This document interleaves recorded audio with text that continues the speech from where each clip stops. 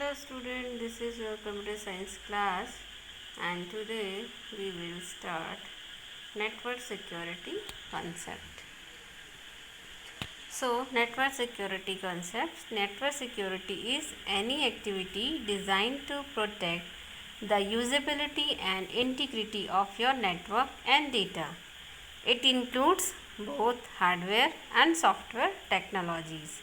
Effective network security manages access and the network. It targets a variety of threats and stops them from entering or spreading on your network.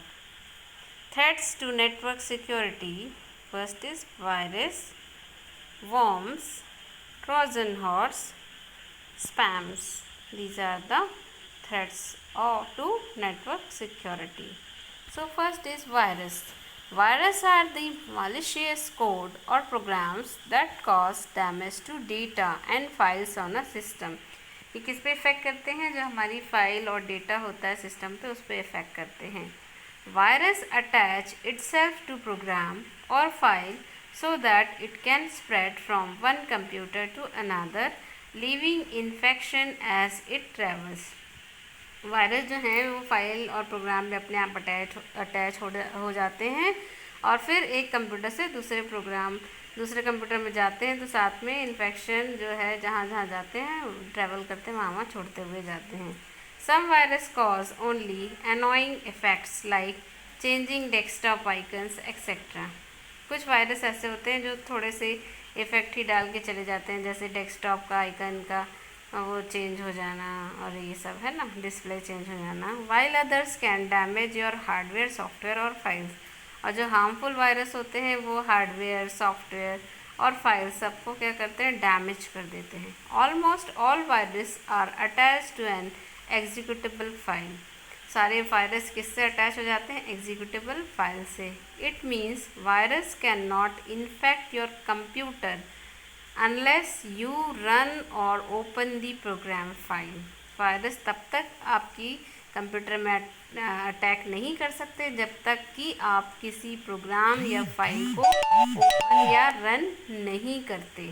ठीक है, ये बहुत ज़रूरी है.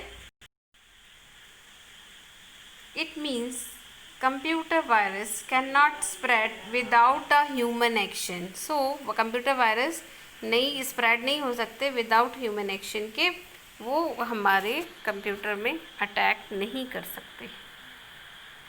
सो damage cause by virus. Damage क्या होता है virus से? Damage or delete files. Some virus में delete or damage random documents or specific file that are crucial to operating system and system will not be able to boot. क्या होता है? जो कुछ वायरस होते हैं वो तो या तो हमारे डॉक्यूमेंट्स को डिलीट कर देते हैं, है ना, रैंडमली कोई भी स्पेसिफिक फाइल को, और ऑपरेटिंग सिस्टम को साथ में. उसके बाद क्या होता है? ऑपरेटिंग सिस्टम क्या होता है? बूट नहीं हो पाता, है ना. It may slow down your computer की स्पीड को एकदम स्लो कर देते हैं. It may or invade your email program. Some forms of virus may be work even more harder by spreading themselves to contact in your address book. पूरी address book के contact पे harm कर देते हैं. ऐसे भी वायरस होते हैं कई, है ना. Prevention from virus. हमें अब प्रिवेंशन क्या है वायरस से? Use antivirus software. Scan all your computer for virus. Disconnect infected PC from network. Notify antivirus vendor to update its database. हमें क्या करना चाहिए? एंटीवायरस सॉफ्टवेयर यूज़ करना चाहिए. कंप्यूटर को टाइम पे स्कैन करते जाना चाहिए वायरस से. और अगर नेटवर्क से जुड़े हैं कंप्यूटर्स तो जो इन्फेक्टेड कंप्यूटर उसको अलग कर देना चाहिए और एंटीवायरस को अपडेट करते रहना चाहिए, है ना. Regularly update your antivirus. Don't download or open email from unknown sender. अगर आपको लग रहा है कि हमारे पास जो मेल आया है वो अननोन पर्सन का है तो उसको खोलना ही नहीं चाहिए. Don't click on link in email, rather type the link in address bar. हमको लिंक को क्या करना चाहिए? क्लिक नहीं करना चाहिए, है ना. एड्रेस बार में उसको देखना चाहिए पहले. Disconnect the internet if you are away. अगर आप काम नहीं कर रहे हैं तो इंटरनेट को डिसकनेक्ट कर देना चाहिए. डिसेबल कुकी इफ़ पॉसिबल, और सारी कुकीज़ को डिसेबल कर देना चाहिए अगर पॉसिबल हो तो तभी। Now worm, a worm is a self-replication program which eats up the entire disk space और memory। worm क्या है? एक सेल्फ रेप्लिकेटिंग प्रोग्राम होता है, अपने आप क्या होता है, रिप्लिकेट होता जाता है, जो क्या कर देता है, हमारी मेमोरी स्पेस को पूरा खा जाता है। A worm keeps on creating its copies until all the disk space और memory is filled। और वर्म तब तक अपना काम करता जाता है, कॉपी बनाता जाता है जब तक कि हमारा मेमोरी स्पेस फुल नहीं हो जाता। Worms harm to a computer or a computer network by consuming bandwidth and slow down the network speed. क्या करता है वर्म? कंप्यूटर को हार्म किस तरह करता है, और कंप्यूटर हार्डवेयर को, उसकी बैंडविड्थ को स्लो कर देता है ना, कंज्यूम कर लेता है बैंडविड्थ और स्लो कर देता है नेटवर्क स्पीड को। After the worm has infected a system, it can propagate to other system via internet or while copying files from one system to another without user interaction। क्या करता है, अगर worm computer से connected है तो वो क्या कर देता है, दूसरे सिस्टम से इंटरनेट यूज़ करने लगता है, उसकी कॉपी फाइल करने लगता है, और विदाउट यूज़र के इंटरेक्शन के वो उसका इंटरनेट यूज़ करने लग जाते हैं। Next is damage cause bye worm and preventions. Damage, it's Yeats up entire disc space और मेमोरी। क्या करता है वर्म? पूरे डिस्क स्पेस और मेमोरी को खा जाता है, ख़त्म कर देता है। Consumes network bandwidth and slow down the network speed. अभी हमने बताया कि नेटवर्क बैंडविड्थ को कंज्यूम करता है और नेटवर्क स्पीड को कम कर देता है। हमें प्रिवेंशन क्या लेने चाहिए? Use total security software and scan the PC using the option boot time scan. हमको क्या करना चाहिए? टोटल सिक्योरिटी सॉफ्टवेयर लेना चाहिए, स्कैन करते रहना पीसी चाहिए, और स्कैन किससे करना चाहिए? बूट टाइम स्कैन से। अपडेट करते रहना चाहिए regularly. Avoid inserting infected pen drives. हाँ, और जो इन्फेक्टेड पेन ड्राइव है हम एक कंप्यूटर से लगाते हैं, दूसरे में लगाते हैं, तो क्या होता है, अगर एक में वायरस है तो पेन ड्राइव के थ्रू दूसरे में भी वायरस चला जाता है। Trojan horse. ट्रोजन हॉर्स क्या है? Is a program that appears harmless but actually performs malicious function such as deleting और डैमेजिंग फाइल्स। ट्रोजन हॉर्स क्या है? एक प्रोग्राम है जो कि हार्मलेस होता है, टेक्स्ट एडिटर और यूटिलिटी प्रोग्राम, बट क्या करता है, डिलीटिंग और डैमेज फाइल कर देता है। With help of Trojan harm that could be done by hacker on target computer system. Trojan क्या करता है? हैकर के जैसे काम करता है। ये क्या करते हैं कंप्यूटर? डेटा थेफ्ट, डेटा को चोरी करते हैं। इंस्टॉलेशन ऑफ अनवांटेड सॉफ्टवेयर, हमको क्या होता है, एक सॉफ्टवेयर डाउनलोड कर रहे हैं, उसके साथ दो और टूल बार और फलाना फलाना वो भी अपने आप इंस्टॉल हो जाते हैं। की स्ट्रोक लॉगिंग, की स्ट्रोक लॉगिंग हो जाता है। डाउनलोडिंग और uploading of files and many more, बहुत सारे ऐसे काम अपने आप होने लग जाते हैं। प्रिवेंशन फ्रॉम ट्रोजन हॉर्स, क्या करना चाहिए उससे बचने के लिए? Use total security software, total security software use करना चाहिए। अपडेट रेगुलरली, सिस्टम को अपडेट करते रहना चाहिए। Never download any software of the file from untrusted website, कभी भी सॉफ्टवेयर हमें अनट्रस्टेड वेबसाइट से नहीं डाउनलोड करना चाहिए। While using public computer, check for any addition device connected to it और be alert of key logger software. So for financial transaction prefer to use virtual keyboard rather than keyboard typing. तो अगर आप private नहीं कर पा रहे हैं, public कोई कंप्यूटर यूज़ कर रहे हैं, तो देखना चाहिए कोई एडिशनल डिवाइस तो नहीं जुड़ गई है, क्या की लॉगर सॉफ्टवेयर तो उसमें इंस्टॉल नहीं है। जैसे आप कोई फाइनेंशियल ट्रांजैक्शन कर रहे हैं तो वो क्या कर लेंगे, आपके पासवर्ड को कॉपी कर लेंगे। इसलिए वर्चुअल कीबोर्ड यूज़ करना चाहिए, जो कीबोर्ड टाइपिंग वाला रहता है उसको यूज़ नहीं करना चाहिए। Log out from your account and remove history if you are working on public computer. अगर आप पब्लिक कंप्यूटर में काम कर रहे हैं तो सबसे पहले आपको लॉग आउट कर लेना चाहिए अपने अकाउंट से, और हिस्ट्री को भी रिमूव कर देना चाहिए। Now spams. Spam means sending of bulk mail by an identified or unidentified source. Spam क्या होते हैं कि कई पर्टिकुलर आइडेंटिफाइड सोर्स या अनआइडेंटिफाइड सोर्स से बल्क मेल आते हैं बहुत सारे। In non malicious form bulk advertising mail is send to many accounts, है ना। In malicious form email bombarding बोलते हैं इसको। The attackers keep on sending bulk mail until the mail server run out of disk space. Spam इतने ज़्यादा वो जो भर देता है कि हमारा मेल सर्वर क्या होता है, आउट ऑफ डिस्क हो जाता है, इतना भर देता है। अब डैमेजेस क्या होते हैं? स्पैम रिड्यूसेस प्रोडक्टिविटी रिड्यूस हो जाती है। Billions of spam messages circulating across the internet can disturb email delivery, degrade system performance and reduce overall productivity. Spam eats up your time. अब क्या कर रहे हैं, टाइम को बहुत ज़्यादा खा रहा है। क्यों? हमको फिर जो ईमेल अनवांटेड आ गए हैं उनको डिलीट करते बैठे रहना पड़ेगा, वो टाइम कंज्यूमिंग काम होता है। Spam can lead to worse things. Spam message may contain offensive, fraudulent material and can even be used to spread virus spread करने के लिए भी स्पैम यूज़ होता है। और अनवांटेड चीज़ें रहती हैं जिसका कोई काम नहीं है हमारे लिए। Cookie also known as web cookie or browser cookie is a small piece of data sent from a website and stored in a user's web browser while a user is browsing a website. Cookie क्या है? एक छोटा सा piece of data है जो कि website के साथ रहता है, सेंड हो जाता है जब यूज़र क्या करता है, वेब ब्राउजिंग करता है। ठीक है। Some cookies disappear after user close his browser while others known as tracking cookies remain saved and load the next time user visit the same website. क्या होती है कुकीज़? कई तो अगर हमने ब्राउजिंग बंद कर दी तो हट जाती हैं, लेकिन कुछ कुकीज़ ऐसी होती हैं वो वहीं पे चिपक जाती हैं, रिमेन सेव रह जाती हैं, और जब यूज़र तुरंत दोबारा उस वेबसाइट को ब्राउज़ करता है तो वो वापस अपना विज़िट उसी वेबसाइट पे लोड हो जाती हैं और उस सर्च इंजन पे चली जाती है। Cookie help website to store information about visitors like user name, password and other detail. Cookie से क्या हो जाता है कि वेबसाइट पे उस विजिटर का यूज़र नेम, पासवर्ड और अदर डिटेल कॉपी हो जाती हैं। Cookie although cookie help track users browsing session and load information faster but create some security and privacy concern as well. क्या होता है?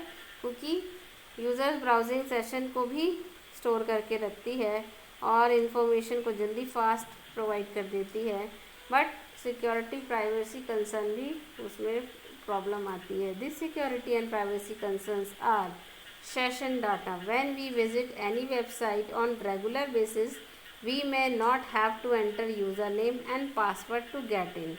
That's because the information is being pulled from tracking cookie. Cookie क्या करती है? वो information को अपने पास करके रख लेती है। These cookie stores information in encrypted form. अपने encrypted form में store करके रख लेती है। But if somebody gets the encryption key, अगर किसी को encryption की मिल जाती है, then he could discover your password. तो वो आपका पासवर्ड जान सकता है आसानी से, ये आपके लिए हार्मफुल रहेगा। Tracking information. When you visit certain website with advertisement, those ads create cookies that store and track your online pattern. जब आप क्या करते हैं, किसी सर्टेन वेबसाइट पे जो उसमें एडवर्टाइजमेंट है और एड्स हैं, वो क्या करते हैं, आपके ऑनलाइन पैटर्न को कॉपी कर लेते हैं. You may have noticed that if you go to a clothing store's website, for example, you will see ads for that store. When you click away to other websites, that's because tracking cookies have relayed this information back to advertiser who use it to target their ads. है ना, साथ में advertisement खुल जाते हैं तो वो क्या करते हैं, हमारे जो वो है यूज़र आईडी और ये सबको यूज़ कर लेते हैं. Public computers. The same general threats exist for traffic cookie saved on public computer. So it is advise when you finish using public computer or shared computer, delete the cookies to ensure that the next people who use the same computer can't access the information. तो हमेशा क्या करना चाहिए, history delete कर देना चाहिए, remove cookie कर देना चाहिए, ताकि दूसरा पर्सन हमारी इंफॉर्मेशन को ना कॉपी कर सके.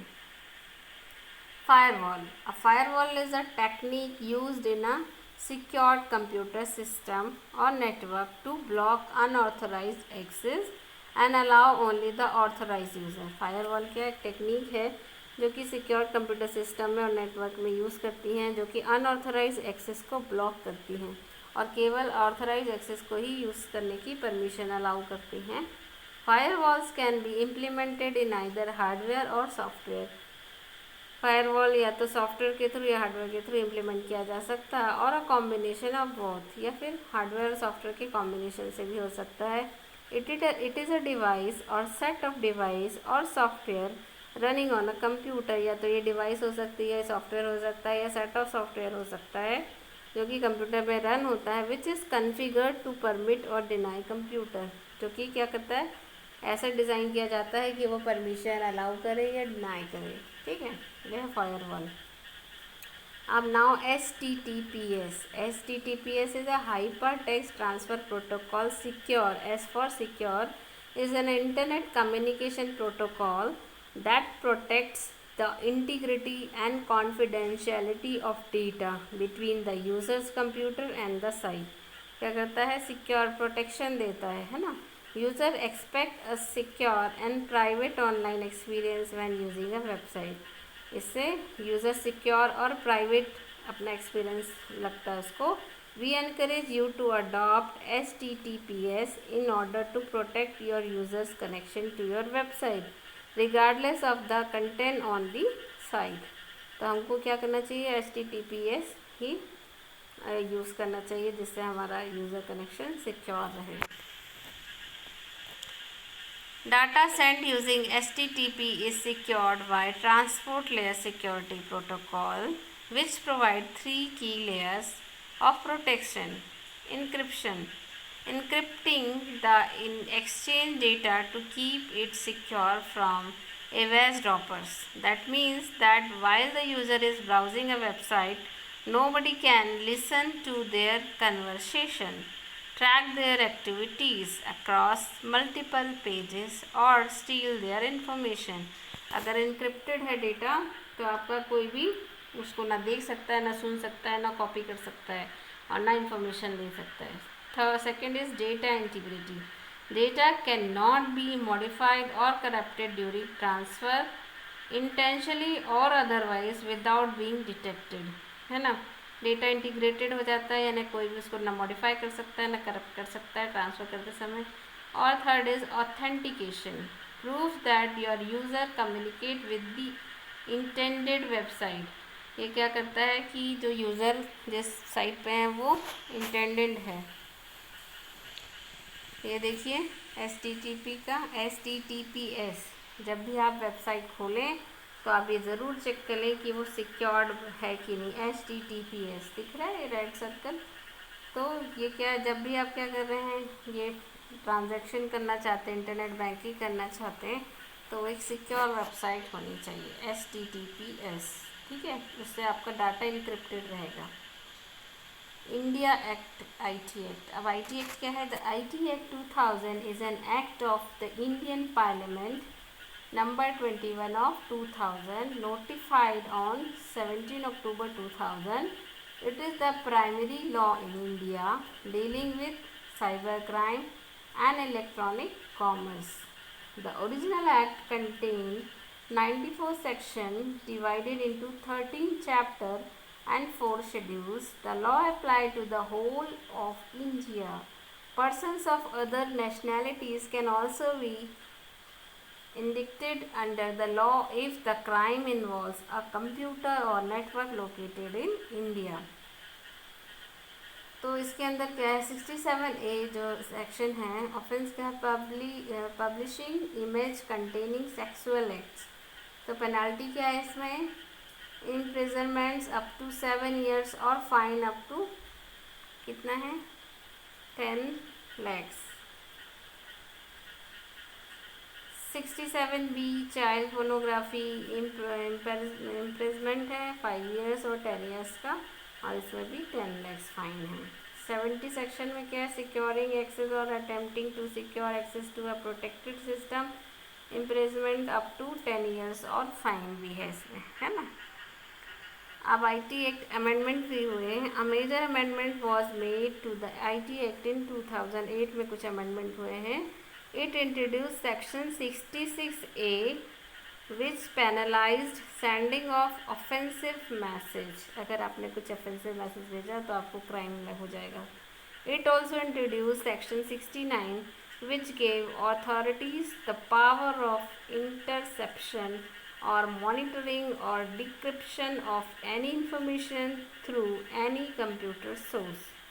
The act was passed in December 2000 and came into force in October 2009. Cyber law.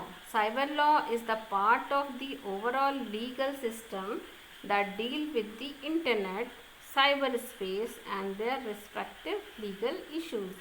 Cyber law covers a fairly broad area encompassing several subtopics including freedom of expression, access to and usage of the internet, and online privacy. Generally, cyber law is referred to as the law of the internet. Cyber law, also called IT law, is the law regarding information technology including computers and internet. Importance of cyber law. It covers all transaction over internet. It keeps eye on all activities over internet. It touches every action and every reaction in cyberspace. Areas of cyber law: fraud, copyright, defamation, harassment and stalking, freedom of speech, trade secrets, contracts and employment law. Cybercrime is any criminal offense that is facilitated or involves usage of electronic communication of information system including any electronic device, computer or the internet. It involves the terms like phishing, credit card frauds, illegal downloading, industrial espionage, child pornography, cyberbullying, cyber stalking, cyber terrorism, creation or distribution of virus, spam and so on.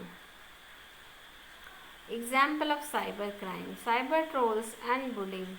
It refers to a person who purposely posts opposing, scathing, demeaning or insulting comments about something or someone with an aim of targeting a person online.